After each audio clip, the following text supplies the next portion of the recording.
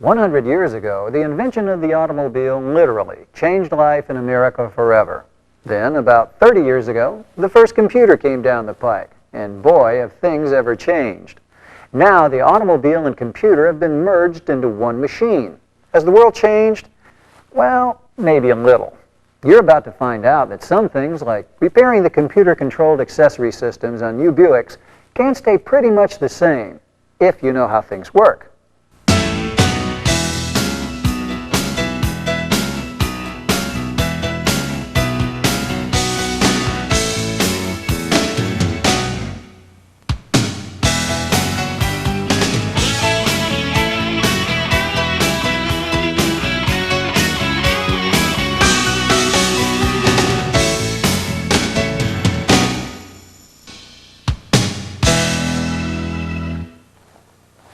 I'll be taking you on a guided tour of 6 computer-driven systems.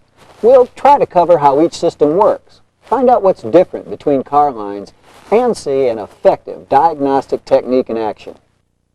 First stop, automatic door locks. Automatic door locks are on Skylark, Century, Park Avenue, Roadmaster, and Riviera. Their control modules receive inputs, make decisions, then control outputs. When the module sees a shift from park and all doors are closed, the module locks the doors. Likewise, a shift back to park unlocks the doors. On the Park Avenue, the remote accessory control, or rack module, operates the door locks. Input hardware includes the transaxle position switch and 4-door lock-latch switches. In park, the rack module receives power through the transaxle position switch. In reverse or drive, the switch opens the circuit to the rack module. The rack module detects if all doors are closed when there is not a door lock or latch switch input. To lock the doors, the rack module sends power to the door lock relay where battery power locks the doors. When the driver shifts back into park, the module again receives power from the transaxle position switch. This time, the rack sends power to the unlock relay where battery power unlocks the doors. Now, if the Park Avenue customer doesn't want the doors to unlock when shifting into park, system operation can easily be changed or reprogrammed. Turn the ignition to run, press and hold a door lock switch, shift out of, then into park, and release the switch. It's a done deal. Now a shift into park keeps the doors locked. To reprogram, hold the unlock button while shifting. Now, let's check out Skylark and Century. Both models use the multifunction alarm module to provide automatic door locks. When shifting out of park, the system locks the doors. However, the system won't unlock them when shifting back. On Skylark, the Prendle module in the electronic instrument cluster signals the multifunction alarm module when the vehicle is in park. On Century, the transaxle position switch is used. Either way, when the multifunction alarm module detects a shift from park, power is sent to operate the door lock system. It's pretty straightforward. Oh, and by the way, Skylark and Century only lock the doors once until the engine is restarted. The Roadmaster and Riviera automatic lock systems lock and unlock the doors. The system is controlled by the Remote Keyless Entry, or RKE module. When the RKE module sees a shift from park and all door jamb switches show that the doors are closed, the module locks the doors. Now, let's spend a moment talking about diagnosis. I know that you already know how to test relays, switches, and wiring. So, I'm going straight to the point. After verifying the complaint, test, and if necessary, make repairs to the basic power door lock system, the usual. Now, suppose they just don't work automatically. You can disconnect the module and perform pinout tests on the connectors. You'll find pinout charts throughout the Know-How Reference Manual to identify connectors, terminal locations, wire colors, and circuit functions.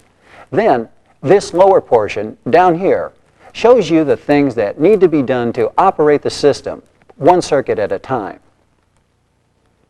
This nails down which circuits in the system are good and which ones aren't. Repair problem circuits. Here's an example. The door open circuit looks good, and so does the park input circuit. This circuit should lock the doors. And it does.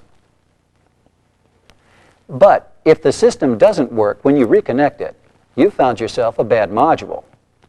For automatic door locks, case closed. Buick Remote Keyless.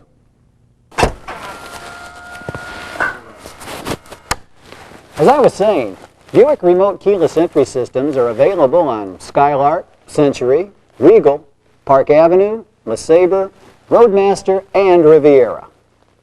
A portable transmitter and receiver module are used to lock or unlock all doors, turn on interior lights for all models except Regal, and release the trunk lid.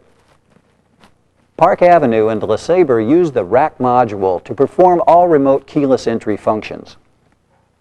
To unlock the driver's door, press the unlock button once. When the signal is received and decoded by the module, an isolation relay allows battery power to unlock only the driver's door. The module also turns on the interior lights. To open all doors, press the unlock button twice within 5 seconds. The module powers the door unlock relay. Battery power operates the door lock motors, unlocking all doors. To lock the doors, press the lock button once. The module operates the lock relay. Then battery power locks all doors. To unlock the trunk, press the trunk button once. The module grounds an output to the trunk lid release relay, where battery power operates the trunk lid release solenoid. Please keep in mind that the transmitter works up to about 15 or 20 feet away maximum. Don't expect it to work from halfway across the shop. Also, a replacement transmitter can reprogram the module at terminal G of the ALDL. Keyless entry operates just about the same in other Buicks. However, most keyless entry modules are located differently. The RKE module on Skylark and Century is bolted to the left wheelhouse panel. The programming terminal is right next to the module. In the Regal two-door, the module is located in the right side rear quarter panel cavity and up there on the right rear shelf panel on the four-door. On both Regals, the programming terminal is tucked behind the trim. On the Roadmaster sedan, the module is inside the vehicle, here, up on the rear shelf. On the Roadmaster wagon, the module is mounted to a bracket on the left rear wheelhouse. On the Roadmaster sedan, the programming terminal is in the trunk by the left tail light. On the Roadmaster wagon, the programming terminal is over here, clipped to the D-pillar wiring harness. In the Riviera, look for the module in the trunk, underneath the rear shelf panel. The programming terminal is here, next to the module. To diagnose a keyless entry system, you need to verify the complaint and make sure the entire power door lock system operates. Then, disconnect the module. Perform your pinout tests using the know-how manual. Again, this nails down which circuits work and which don't. Repairing any faulty circuits between the module and the power door lock system usually solves the problem. If all individual circuits work fine, but the system doesn't work when you reconnect everything, replace the RKE or rack module. Once in a while, you'll run across a car where everything works, but from literally only 2 feet away. Try replacing the transmitter batteries. Back away about 15 feet and try again. If new batteries make the system work, you've repaired the problem. If new batteries don't do anything, replace the module. Okay, let's see here. Lock. Set the alarm. There, that'll do it. Oh, you're back. I was just, checking out this nifty universal theft deterrent system on Park Avenue in Riviera. Now, when the system is armed and it detects a forced entry, horn sound and exterior lights flash for about 5 minutes. Or until you simply switch it off. On Riviera, the Theft Deterrent module is armed by the door lock switch or the keyless entry lock transmitter. Tamper switches tell the Theft Deterrent module when a forced entry is occurring. In response, the module pulses the horns and all exterior lighting on and off for about 5 minutes. The system starts arming when you shut off the ignition. As you open the door, the Theft Deterrent module starts looking for a tamper switch input. To stop the arming sequence, unlock the door before closing it. But when you lock and close the door, the Theft Deterrent module is fully armed and ready for a forced entry. Forced entry closes a tamper switch, completing the circuit to the Theft Deterrent module. The Theft Deterrent module energizes a relay which controls the lights and horns. Disarm the system with a keyless entry unlock transmission. Unlock the door with the key or start the engine. The Park Avenue functions similar to Riviera. Park Avenue uses the rack module and light control module, which is near the base of the steering column. Arming is similar, but the Park Avenue system has a 1-minute delay, whereas the Riviera arms right away. Tamper switches work the same. The system disarms like Riviera. Both use a keyless entry unlock transmission to shut off a sounding alarm. To diagnose this system, make sure the horn and lights work. If not, make repairs. Then, use the pinout charts in the know-how manual to test the system circuit by circuit. Retained accessory power. It's on Park Avenue and Riviera. Ah, that's my kind of system. I can demo everything from right here. Retained accessory power, also known as RAP, turns on when the ignition is turned off. RAP provides 10 minutes of battery power for the power windows, the sunroof, the wipers, fuel door release, and of course, my personal favorite, the radio. When the ignition is on, power operates the relays and accessories. When the ignition is turned off, the BCM starts an internal 10-minute timer and turns both RAP accessory relays back on. Battery power is available until a door switch opens the circuit. Resetting RAP for another 10 minutes requires one step. Cycle the ignition to run, then off. On Park Avenue, RAP system components include the rack module, headlights, fuel door solenoid, and trunk release solenoid. When it comes time to diagnose the RAP system, make sure that all involved accessories function properly when the ignition is on. Then, follow the pinout charts to check all inputs and operate all outputs. Let's talk about the oil life monitor on Park Avenue and LeSabre. The oil life monitor is a module that is quite concerned about motor oil, that vital engine fluid that lubricates and protects. After as few as 3,000 miles, contamination from combustion, water, acids, dust, and metal particles reduce the oil's effectiveness to a point where it's actually bad for the engine. That's the reason for regular oil changes. On the Park Avenue and LeSabre, the Oil Life Monitor informs Buick owners when it's time to have the oil changed. The Oil Life module is located on the right hush panel. Big deal, right? Well, we're not talking about some electronic odometer. The Oil Life module draws PCM data for engine speed, coolant temperature, and vehicle speed inputs to calculate oil temperature, which happens to be directly related to the oil's rate of breakdown. Think of it this way. The module has an account full of millions of points. Under the most ideal conditions, the module subtracts 1 point per engine revolution. When the points are gone, the module turns on the dash light. In the real world, conditions are rarely ideal. The module knows when the car operates in unfavorable conditions, and to account for it, the module starts subtracting 2, maybe 4 points per engine revolution. The account is rapidly depleted. When the points are gone, the change oil soon indicator in the information center is illuminated. If the indicator is lit continuously when the car comes in, a code is set in the module. When that is the case, diagnose the system with a T100 or Tech 1. Buick Dealer Service Bulletin 91-8-48 covers 3 specific oil life monitor problems. The Know-How Manual has a complete listing of diagnostic codes for the oil life module. After the oil change, you'll need to reset the module. Insert a small diameter tool, like a pencil, through the hole in the lower hush panel. Lightly press the button for 5 seconds, then release it. The indicator should flash 4 times, then go out, as a message that the module has been reset. If it doesn't flash or it just stays lit, try resetting again.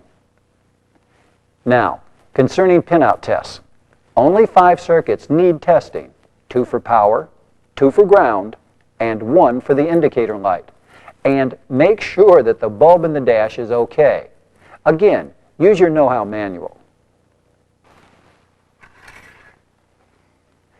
You know, that oil life monitor is really a great little system. Remember, service advisors, if a customer shows up every 3,000 miles because of the dash light, explain the oil life monitor to the customer. The monitor is there to help keep that Buick on the road for a good long time. Now, let's shed a little light on the Twilight Sentinel system found on Park Avenue, LeSabre, Roadmaster, and Riviera. Here you are, driving down the road just as it's about to get dark outside. When the Twilight Sentinel switch is on and the system senses darkness, the system illuminates all exterior lights for you. It turns them off when it gets light out, too. Then, when you turn off the ignition, the system provides exterior lighting for up to 3 minutes.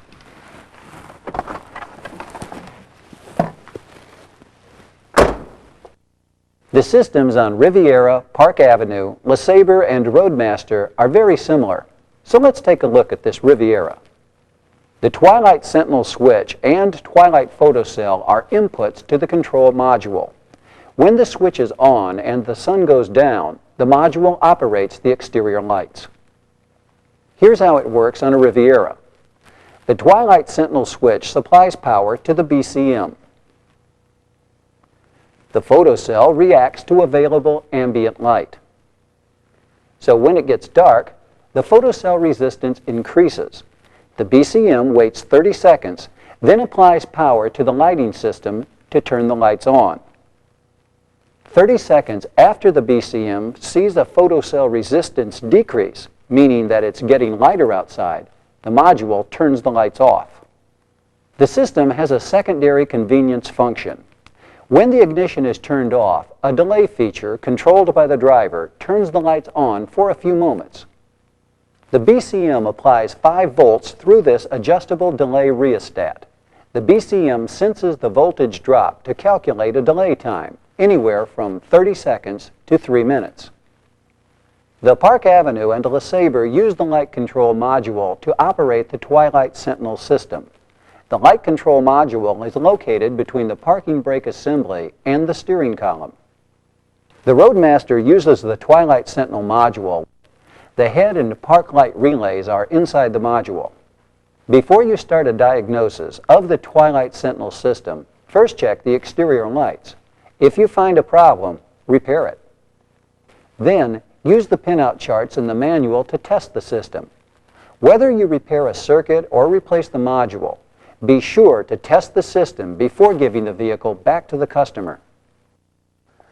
Okay, so I got to get in the trunk of the car, huh? You in the trunk, and then you'll do your Do the lines from inside, then pop? Okay, great. Ooh, should tight fit. Yeah. All right, ready. Okay, go ahead.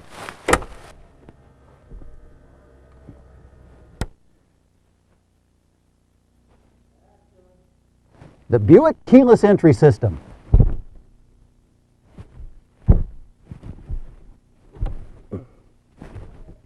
Hey, guys.